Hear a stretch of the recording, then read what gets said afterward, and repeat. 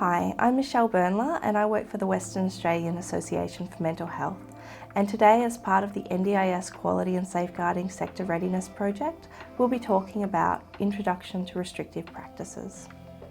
Before we begin, I'd like to acknowledge the traditional custodians on the land of which this is being filmed, the Whadjuk people of the Noongar Nation. I pay my respects to elders past, present, and acknowledge that this is Aboriginal land that was never ceded. I also extend those respects to any Aboriginal or Torres Strait Islander people watching today.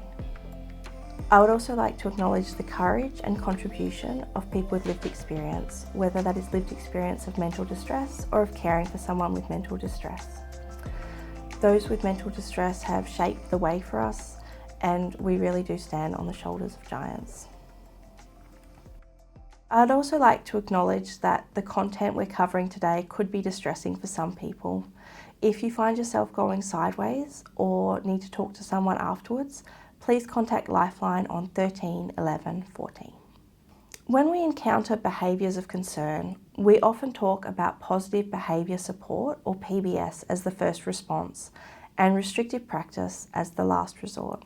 In reality, however, when challenging behaviour occurs, it is often before a positive behaviour support practitioner has been engaged, and in these situations, an unauthorised, unregulated restrictive practice may take place. Then a PBS practitioner, or positive behaviour support practitioner, will be engaged, and a behaviour support plan, or BSP, will be written.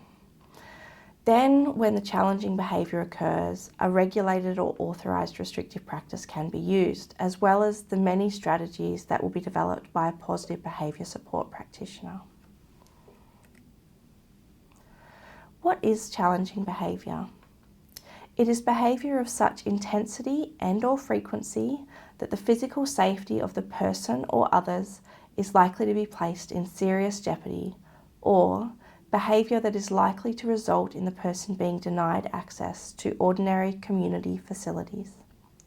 Just a note on terminology. We talk about challenging behaviour, but the NDIS uses the term behaviours of concern. The reason we have chosen to use challenging behaviour is we believe that if a behaviour is challenging us as practitioners, we must do better to meet the needs of the person. Why does challenging behaviour occur?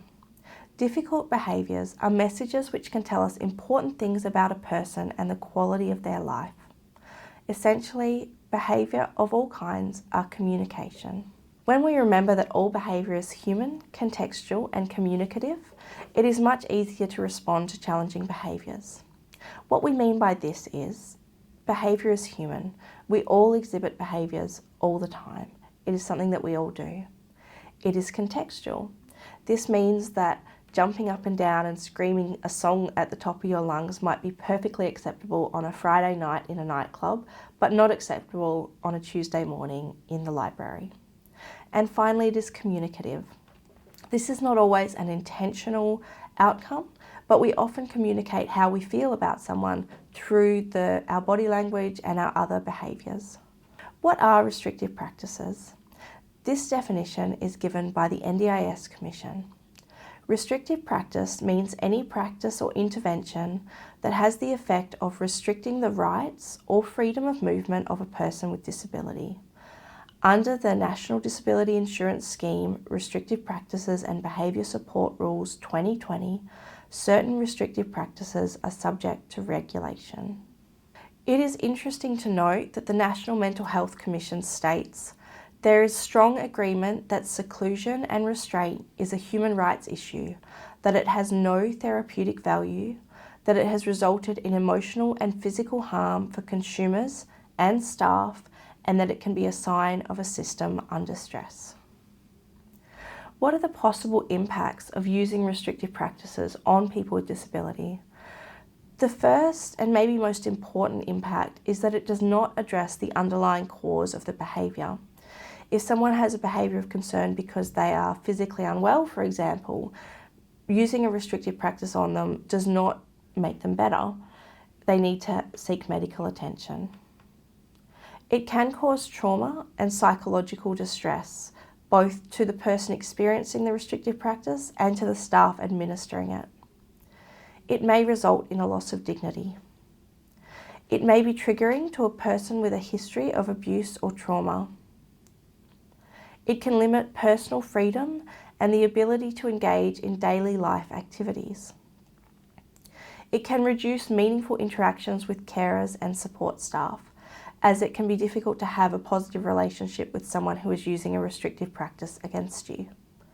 Finally, it can lead to other behaviours of concern. When a restrictive practice is appropriate. This graph shows the escalation curve from green, where we are calm, happy, responsive and learning, through to tension and agitation, then stress and escalation, and finally acute distress, followed by recovery. This escalation curve is normal, and all of us go through it at some point. A restrictive practice should generally be used just before the peak of distress. Now I will talk about the cycle of distress. Often when someone experiences distress, they may exhibit behaviours of concern or challenging behaviour. This can lead to restrictive practice, which in turn can lead to more distress. These are the ways in which we can break the cycle. When someone is distressed, using de-escalation strategies to help them stay grounded can be very helpful and reduce the need for restrictive practices. These should be outlined in a behaviour support plan. Once someone exhibits a behaviour of concern, it can be helpful to use the least restrictive practice possible. If a restrictive practice must be used, it is imperative that the relationship is repaired, that you talk to the person about what went wrong and what could be done differently next time. According to the NDIS Commission, there are 5 types of regulated restrictive practice: seclusion, chemical restraint, mechanical restraint, physical restraint, and environmental restraint. Seclusion is the sole confinement of a person with disability in a room or physical space where voluntary exit is prevented or not facilitated, or it is implied that voluntary exit is not permitted. It is not just locking someone in a room, but saying something like go to your room and don't come out till you're ready to apologise, where exit from the room is implied to not be permitted. That counts as seclusion. Chemical restraint is the use of medication or a chemical substance for the primary purpose of influencing a person's behaviour. It does not include the use of medication prescribed by a practitioner for the treatment of a diagnosed mental disorder, physical illness, or physical condition. An example of this is if somebody is given epilepsy medication, which is very sedating, but they do not have epilepsy. This would be considered chemical restraint. On the other hand, if someone was prescribed anxiety medication and they had the diagnosis of anxiety disorder, then it would not be considered chemical restraint. Mechanical restraint is the use of a device to prevent, restrict, or subdue a person's movement for the primary purpose of influencing a person's behaviour, but does not include the use of devices for therapeutic or non-behavioural purposes. An example of this is a seatbelt lock, which prevents someone from undoing their seatbelt when they're in a car. Physical restraint is the use or action of physical force to prevent, restrict, or subdue movement of a person's body or part of their body for the primary purpose of influencing their behaviour. Physical restraint does not include the use of a hands-on technique in a reflexive way to guide or redirect a person away from potential harm or injury, consistent with what could be reasonably considered as the exercise of care towards a person. So a helpful way to remember this is if you are treating a person the way you would treat anyone else in your life, it's probably not physical restraint. For example, if you're going to cross the road with a client and the client is so busy in conversation they go to step out in front of cars and you put your arm up to stop them, that's not physical restraint, because you would do that for a family member or colleague also. If, however, as you approach the road, you said to the client, we have to hold hands to cross the road now, that would be considered physical restraint, because it's an action that influences someone's behaviour and freedom of choice. Environmental restraint restricts a person's free access to all parts of their environment, including items or activities. Common examples we see of this are locked areas of the house or having locked drawers, for example, sharp straws.